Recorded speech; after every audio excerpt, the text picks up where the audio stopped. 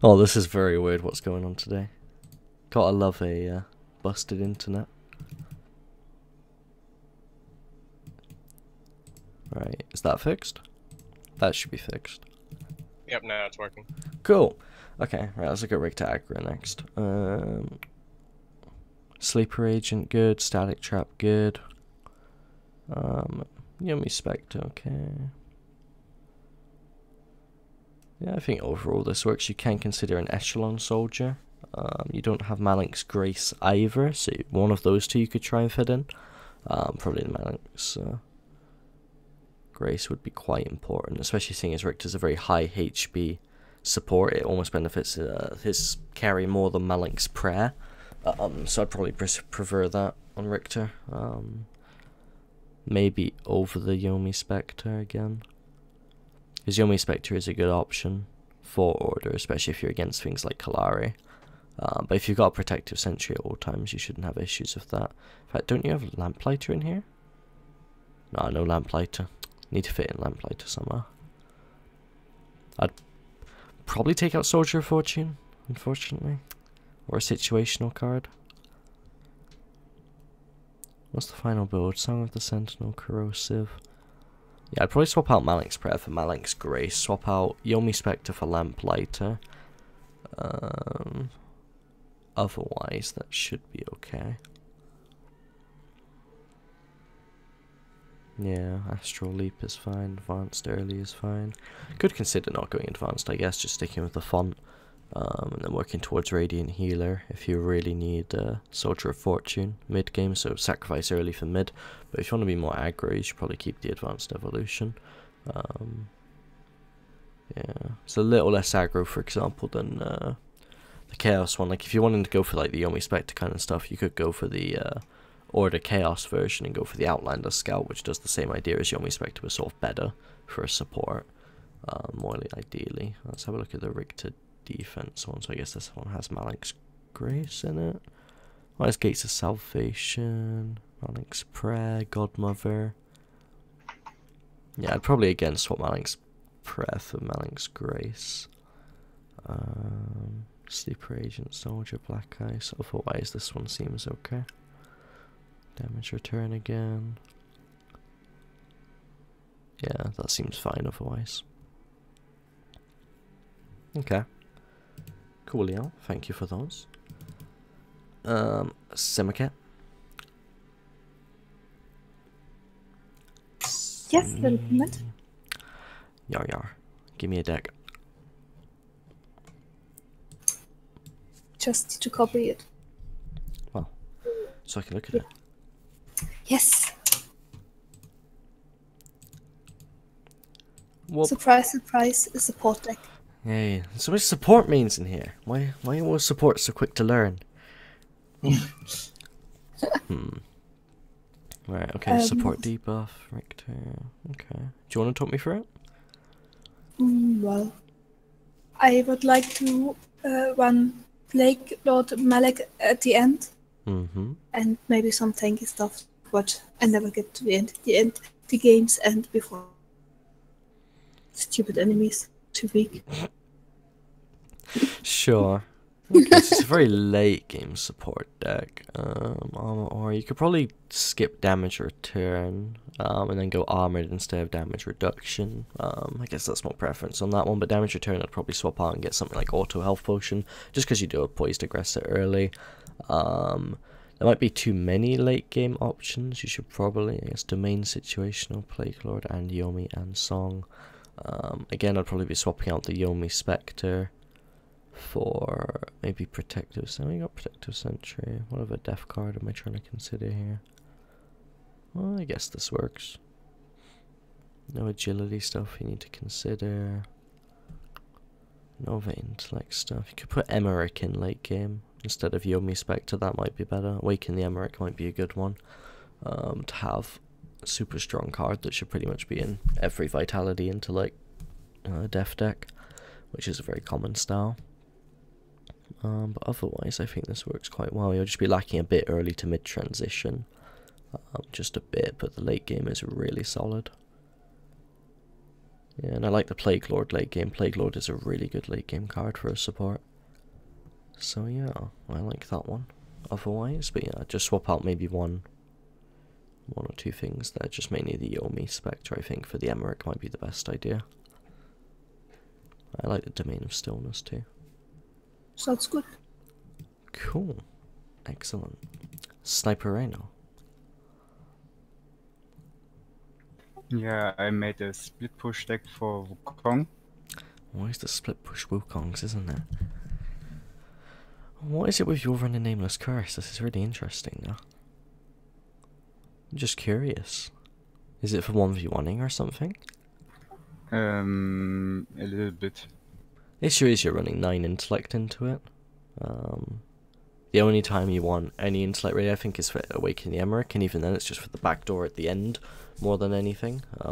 Especially since you're going to be going 25 agility.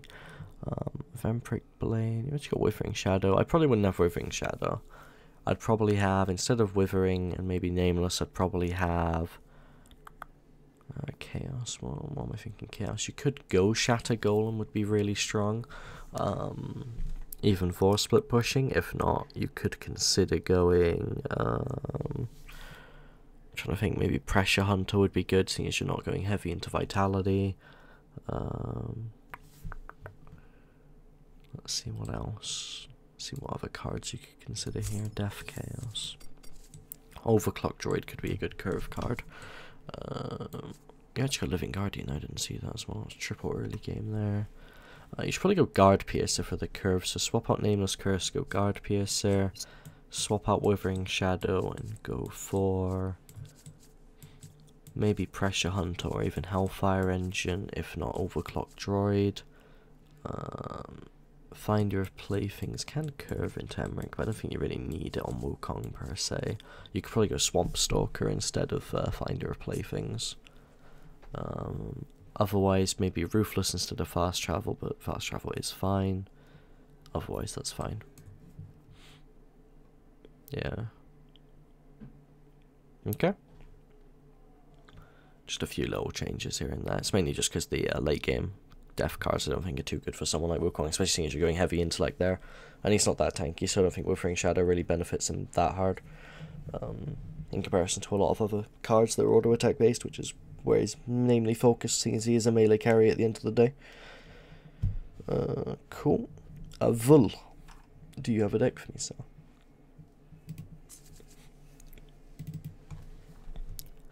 Yes, no? Oh, yes you do. Oh, that was a hands up. Gento, did you have a question, sorry? I've missed the hands up channel a lot because I've been... Yeah, it was just a quick one about when you were doing the Soldier of Fortune on the Richter support. It was just, does Soldier of Fortune work on jungle minions? Or just yeah, you can go into the enemy jungle and go take a minion, or if you're out of range of your ally's camp, you won't actually take the minion, but still get the full golden XP value. What? Yeah, that's a bug, ridiculous. But you can. Yeah, my only comment was because you wouldn't really take Soldier of Fortune too much as a support because you'd be stealing your farm, wouldn't you? Unless you were going into a jungle and taking it from aggressively. Yeah. So the way you would use it is, you'd have to invade the enemy offlane jungle or go into your ally's jungle and use it out of range of your ally's creep camp, so that it just gives you the gold XP. It even gives you the last hit gold, but doesn't kill the minion. So, you technically double the value of the minion as well. But it's only a white minion, so at the end of the day, it's not too game breaking, but it is something you can abuse if you want maximum efficiency. Cool, support steel. Advanced Evolution, Armoured Footman, Lamplighter Fonts, you got a triple early game, but then you don't really have space for wards, so you could consider dropping one of those. Otherwise, the rest of it makes pretty much perfect sense. What about up here? Going very heavy intellect there. Because you're going into agility a bit, you could probably consider dropping Ferocity and go for Auto Health Potion. I'm not too keen on damage return on heroes like Steel. So what you could do instead of damage return is maybe go Experienced and Intellect just to get some extra levels, because Steel is quite important for levels, especially leveling his ult up, because it's like its primary damage source basically. Especially with his ability armor as well, so you could go Experienced instead of that.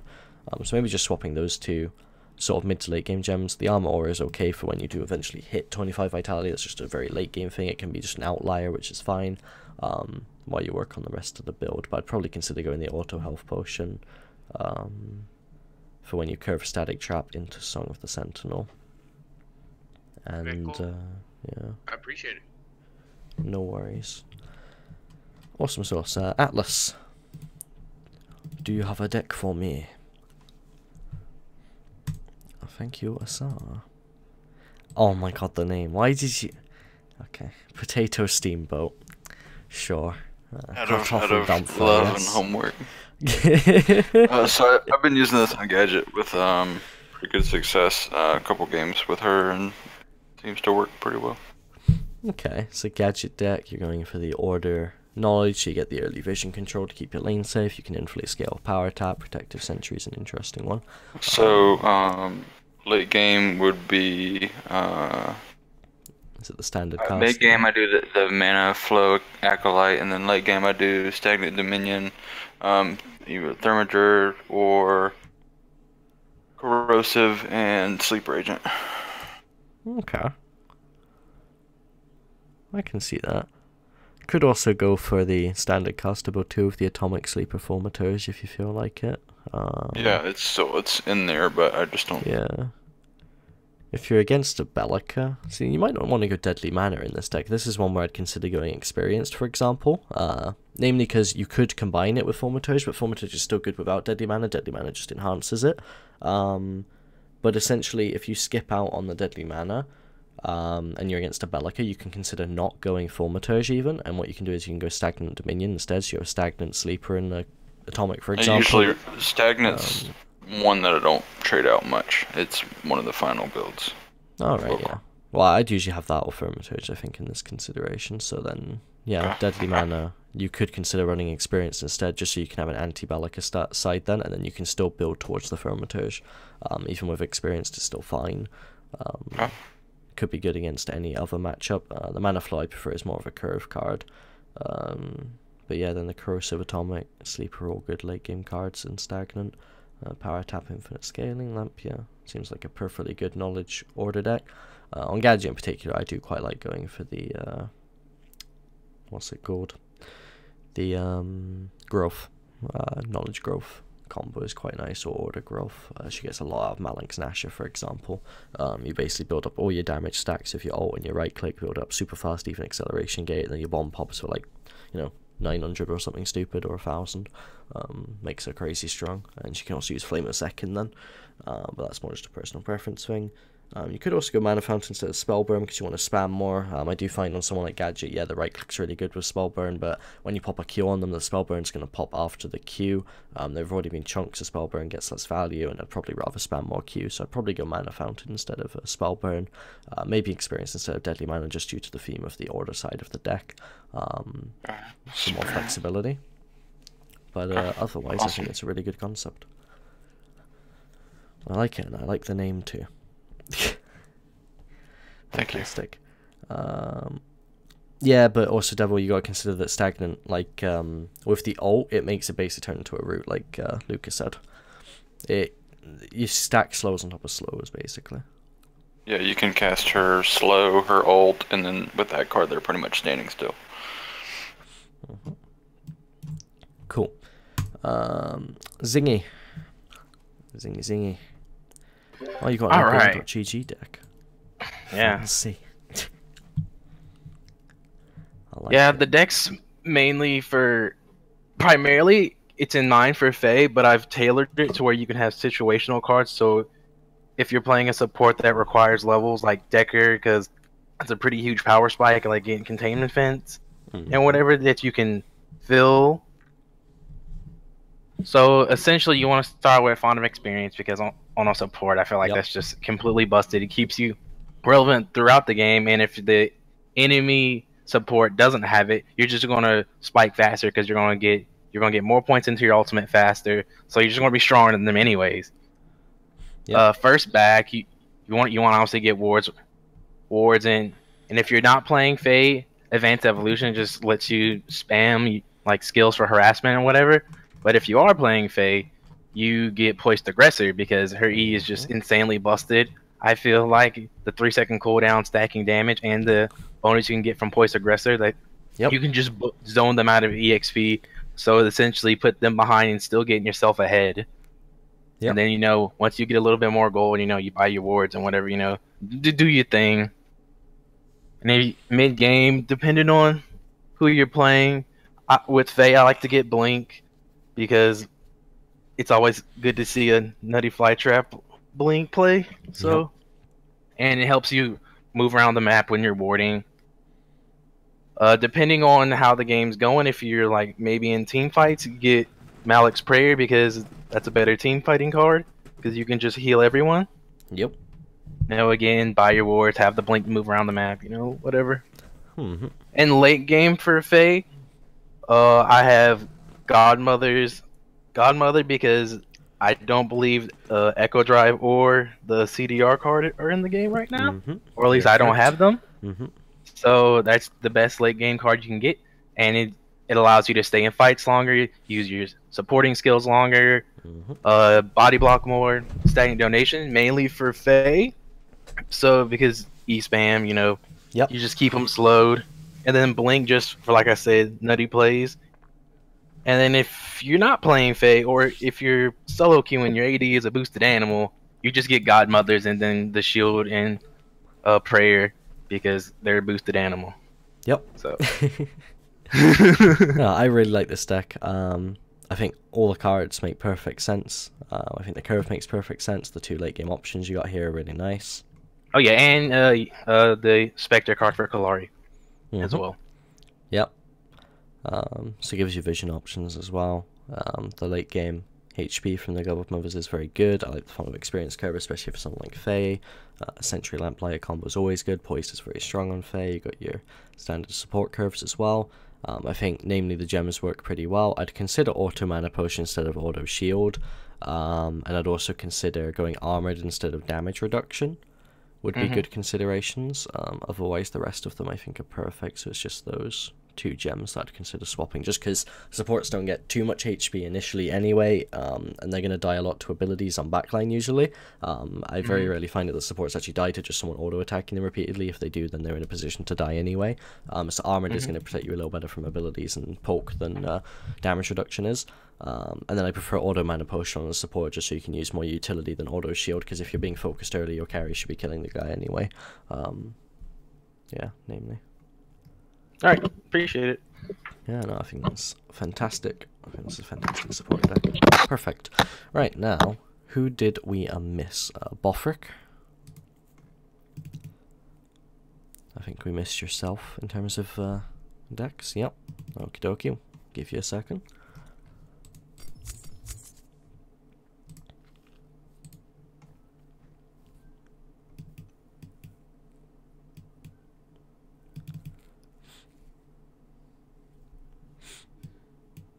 Oh, there we go.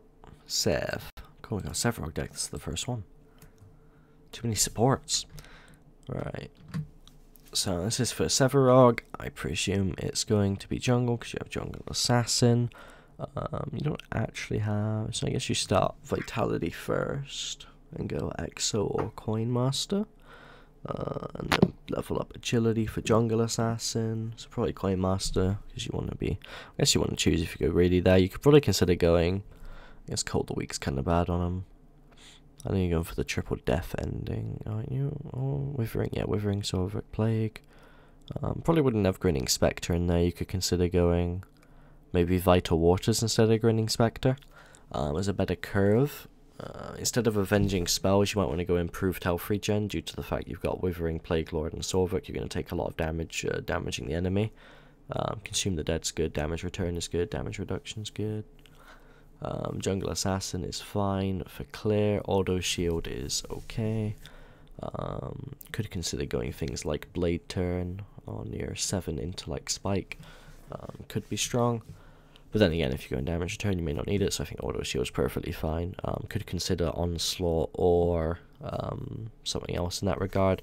Instead of damage reduction on Sev, I quite like the Mana Generator, actually. I find he has a lot of mana issues, Sevrog in particular. If he wants to deal a lot of damage, I find Mana Generator is very good in the position of that. Otherwise, I think the rest of the deck is fine.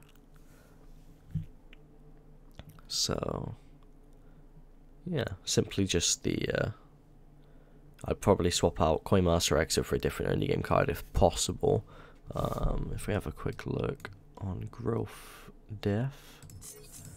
Issue you can't go Call of the Week on him, I know that.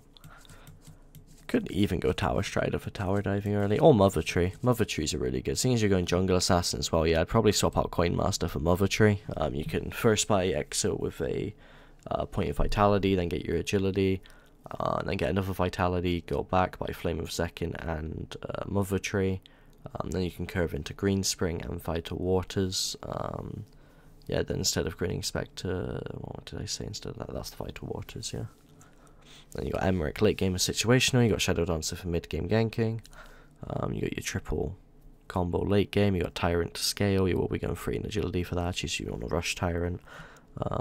Then Unbroken Spirit is nice situational late game. And then yeah, just changing to improved health regen instead of avenging, maybe mana generation instead of damage reduction, whichever one you prefer. And maybe onslaught instead of auto shield. But overall I think that's pretty good. Specs in there for test, but never get there. Okay, I see. But yeah, Grinning Spectre's not that great of a card as it is. The only time you run it is a cheesy build like the Reset Bellica one, for example. Otherwise, I probably wouldn't consider running it, especially on a tank like Sevarog, especially if you're going things like Plague Lord, Solvik, and Withering. It's not too necessary. But yeah, otherwise that's okay. How else did we miss? Crazy, did we come back to you at some point, or do you want to do yours now? Can't remember. Cool, no worries. We can wait a second.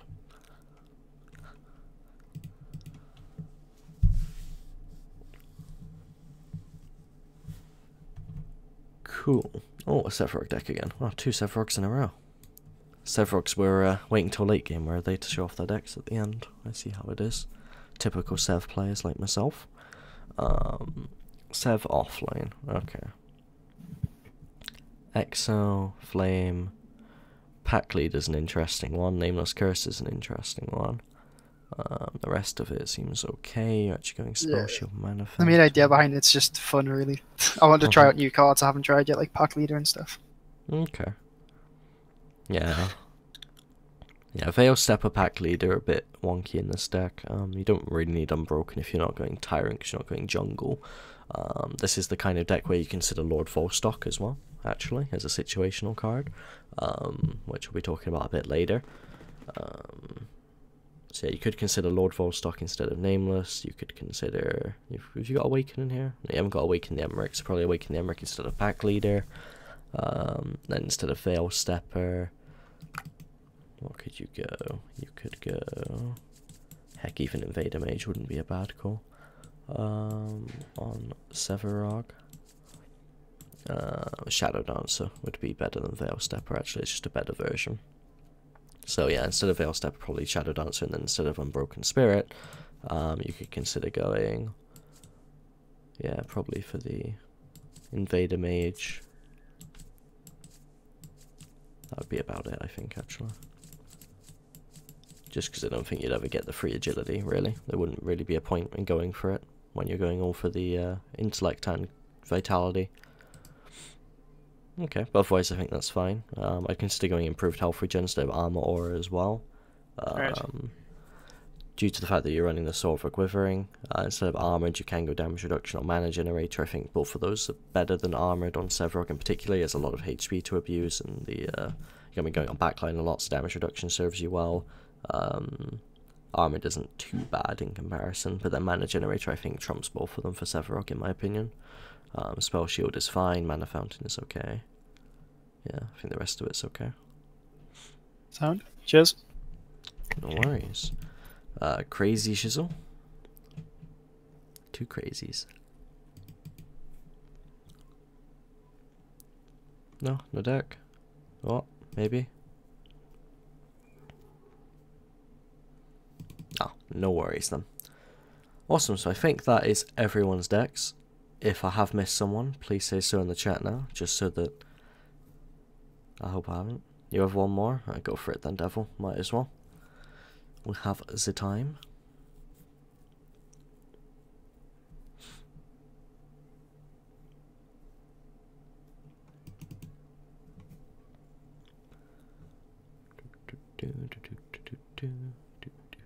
Does anyone have any questions, by the way, thus far as well? While we're covering these?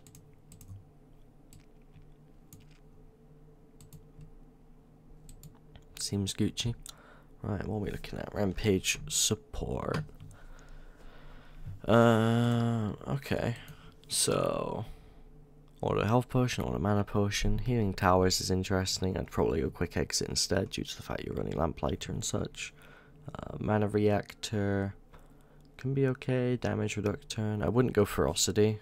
I'd probably go consume the dead's pretty bad though. Maybe reflexive purify would be better than ferocity if you're going for that slot in particular.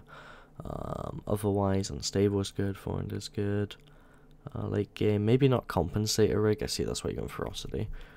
Should looking for more damagey, tankier, bruisery rampage, I guess. More towards mid to late game. I'd be committing a bit more to the ward, so I think Godmothers is fine, Lamplighter is fine, Protective Sentry is fine, Outlanders is good, Malink's Grace is good. Yeah, I probably wouldn't have Compensator and Ferocity, just because it's a support deck in general. Compensator, you should probably go Malink's Grace instead. Sorry, no, Grace Prayer, because you've already got Grace. Otherwise, I like something the Sentinel. Fortin Yomi is good. Unstable is good. Yeah, so I'd just be swapping out those couple, and then a couple of the gems. Mana Reactor, it's okay. Works okay. Could consider damage reduction. I think Mana Reactor can work on Rampage though for more rocks.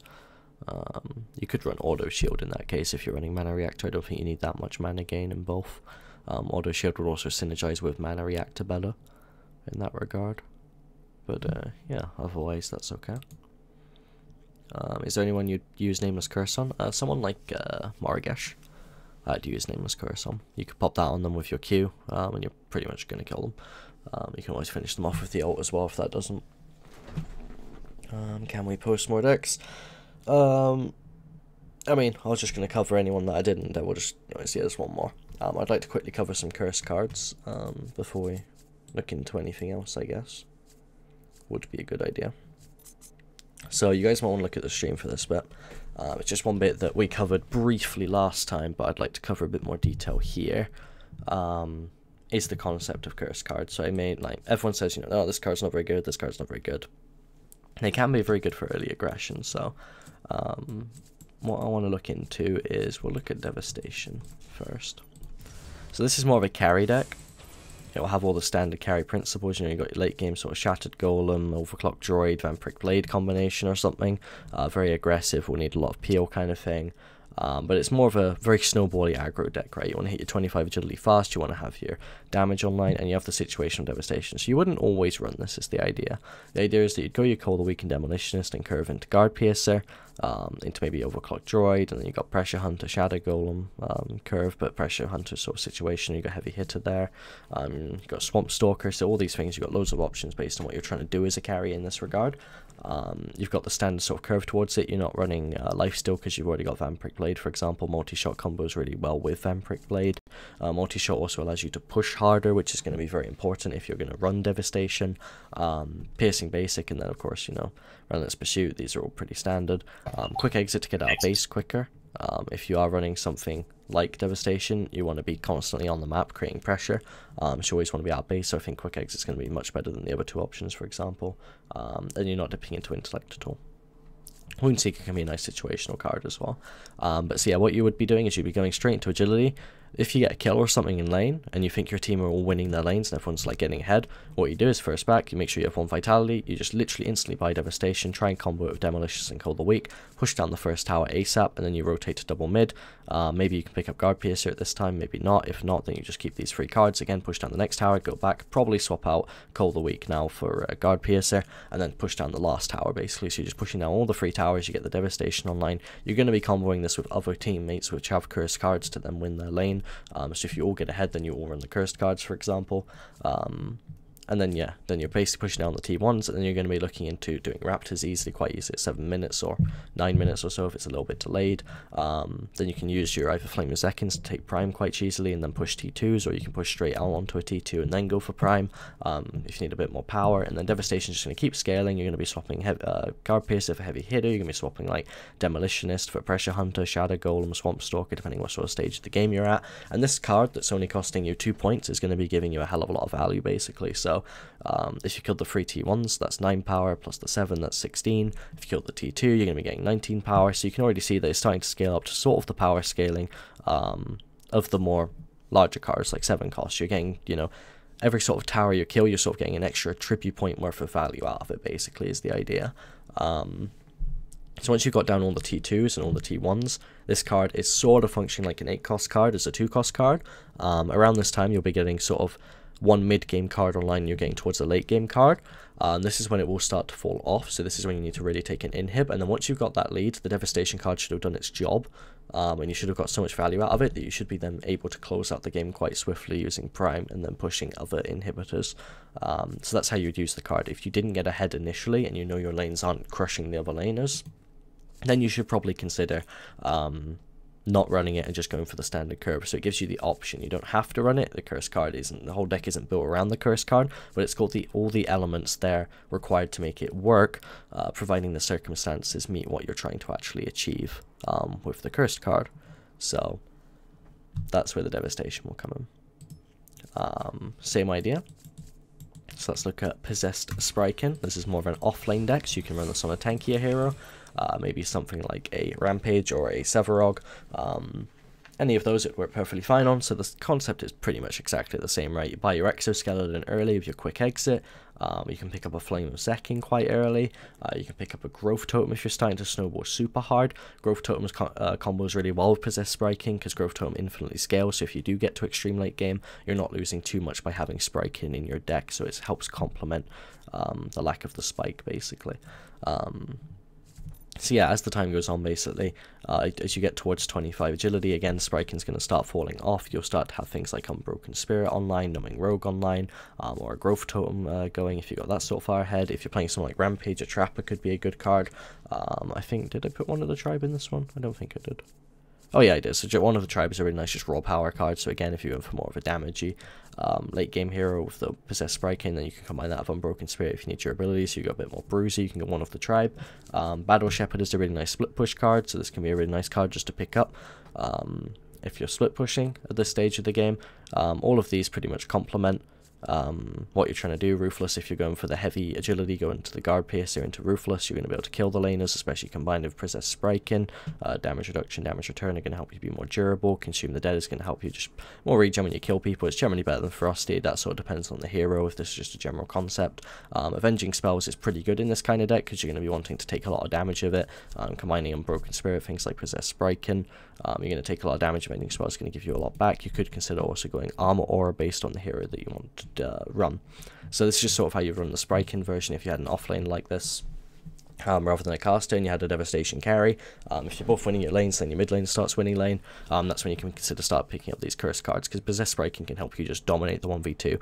12.5 health regen, it doesn't sound like a lot, but if you think about how much regen you're getting out of combat from Green Spring, for example, this is almost double that, and it's also 120 HP and 6 power, so it helps you kill the guys, helps you be more just durable to burst. You're going to be able to out-sustain any early DPS the carry has, and you should just be able to kill both laners, basically, is the idea of this, just by being so durable. Combine it with Exoskeleton, you're extremely durable. So yeah, definitely recommend Possessed Sprykin if you're going off-lane, tanky build, even jungle can work. And then we did look at Volstock yesterday, but we're going to take another look at it, so you can consider just a standard aggro caster deck. You can slot it in, same idea. The reason I'm purposely running it in game, so you'll see I'm purposely running it on stream and stuff, is because I want to stress test it more than anything. I'm not looking for the specific situations to run it. I'm just going to run it all the time to see if there are any situations it can work better. I did find that even if when you're behind of Lord Volstock, it helps keep you in the game and actually ahead to the point where you can get things like, you know, quadra kills and stuff regardless, because you didn't lose all your levels in lane. You still kept up to level 20 at the same time as like their mid laner, even when you were like dying 8 times in lane basically. So it can still keep you in the game, but of course you still lose that end game item slot and a lot of gold as you do that because you're behind already. So it can be still a negative there, but less so, is the idea. But when you get ahead, this card is absolutely insane. So again, if you think you're going to be winning lane, you can just poke them down. They've got nothing to really oppress you hard in the lane, and they're not going to dive you very much. You can pick up the Lord Volstock. You can start spamming your Gadget Q, Gideon Q, Howie Q, whatever offlaner you're running with it. If you're running Sephiroth, you can even do it, but you'd run a different deck to this. I've got one for it. Then you can start scaling towards, again, sort of an endgame build. You're going to be using Soldier of Fortune to scale with Volstock to get more XP. Damage is coming from your levels, basically, as a caster, so the more levels you get, the more damage you do, so Volstock and Soldier of Fortune effectively increasing your damage a lot. Then you can start thinking about sort of more towards late game, where you're getting Atomic Soldier to combo really nicely with it. Font's a bit greedy, but Font's the kind of thing you're going, if you're not going Lord Volstock, it's a less risk, less reward kind of card. Invader Mage is a really nice early card.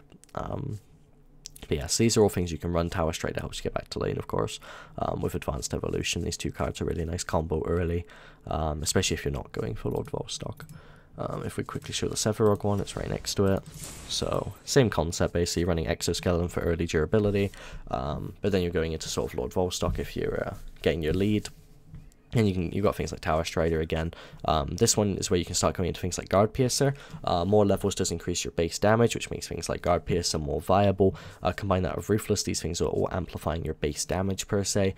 So your base damage gets very high by being high leveled. It tends to work a bit better than Invader Mage, for example, and maxing out the intellect. So this is where you can get up to 5 agility, well 7 agility of that, and run a combo with them. You can even go up to 8 if you want to run Thunder Cleaver with Guard Piercer, or Unbroken Spirit with Guard Piercer. And then you can start going into the heavy Vitality route and a bit of intellect, where you go things like Withering and Solvuk.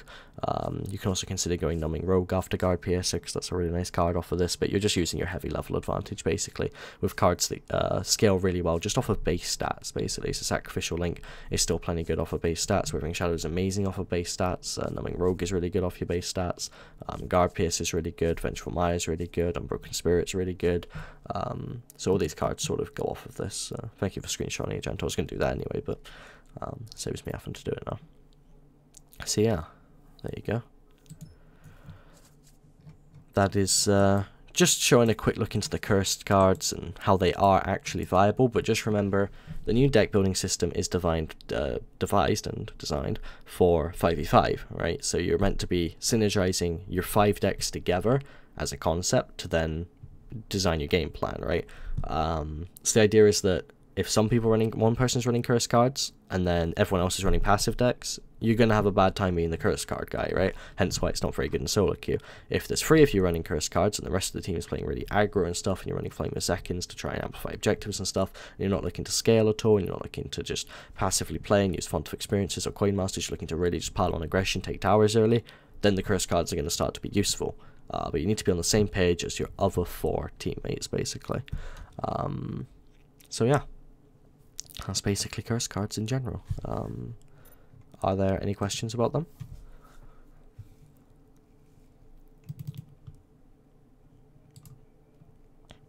All Gucci. All Gucci. Cool. So, I accidentally just minimized my game a bit, which was genius. Oop. Cool. So, I think that'll be all for today. I need to go eat food because I'm starving actually. And then I'm going to play some games on stream, probably duo or trio queue, etc., whatever, depending. So I'll be back in about, I don't know, 30 minutes or something. I need to sort out the internet as well. You saw it was a bit wonky a bit early. Oh, Buffrick does have a question. I have a question. Not ready today. Putting a state around to phase. Now Bash Duo that we couldn't kill. Of course, I'm going to play Lord card. How do you counter the phase now Bash Duo and does the blight stack? You have to get a gank and then just kill them early and then abuse them, because basically they shouldn't have a very strong, like, you know, 1 to 5 basically. Yeah, they're pretty weak basically as a duo lane in the early stages, but they're going to scale pretty hard and they're going to kill the offlaner a lot.